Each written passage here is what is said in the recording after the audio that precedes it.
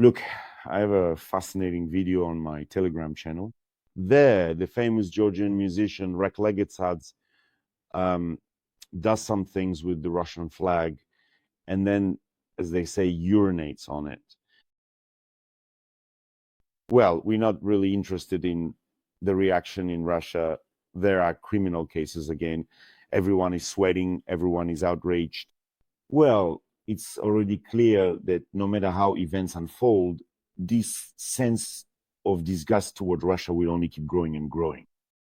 And no matter how many billions Russia spends, it will no longer be able to buy a good reputation or the image of a reasonable country. It's surprisingly slow. I thought everything would happen faster, but it's all happening, just more slowly. And in global culture, of course, there's a process underway, as a result of which Russians will take the place of those movie Germans from World War II, or those nasty, nasty Martians, the enemies of the planet. But actually, the Russians themselves will only be flattered by this. They love being seen as frightening and hated. And even though huge amounts of money are being spent by the presidential administration, by the Kremlin, to restore this imitation of the image of a rational, reasonable country, nothing will come of it because there are simply no resources for that. All this Russian culture, all these so-called greats like Pushkin and Dostoevsky, they won't wash away the shame of the war. And on top of that, they're all very archaic, and they've already lost about 85 to 90% of their potential. Like uranium, which over time turns into dull and harmless lead. And in culture, the processes of decay are just as ruthless as they are in the elemental world.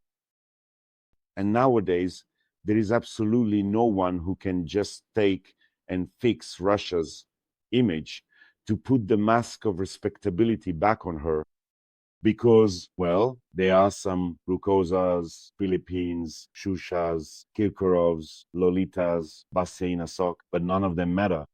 All the big name figures left the country a long time ago. The best writers by objective standards, Akunin, Glukovsky, Baikovare, wanted, declared terrorists and extremists in exile. The best poets and singers are also in exile. Almost all prominent journalists are either serving prison sentences or on the run. Yes. Now, this entire cultural market is being frantically divided up by all sorts of small-time riffraff who have never even sniffed the kind of fees they're collecting today for this riffraff. War and Putinism are a golden age, an unparalleled bliss. It's a situation where all real strong competitors have been eliminated. It's clear that all these Glucosas, Prilepins, Jigurdas are second, fifth, 10th rate figures who always had low ratings and small earnings. But now they have access to all the corporate gigs, all the publishing houses, all the concert venues. But nevertheless, at this moment in Russia, there isn't a single artist capable of creating powerful, electrifying images of a truly global caliber. In that culture, only dreary mediocrities remain. People who previously weren't even noticeable. There, it's a lineup of Prilepins, Sipkins, and Vodolovskins. They went and propped up little ladders to the now vacant thrones of Glukovsky, Akunin, Bykov. Quickly, they scrambled up there and settled in 5 or 6 at a time. They're comfortable, they're doing well.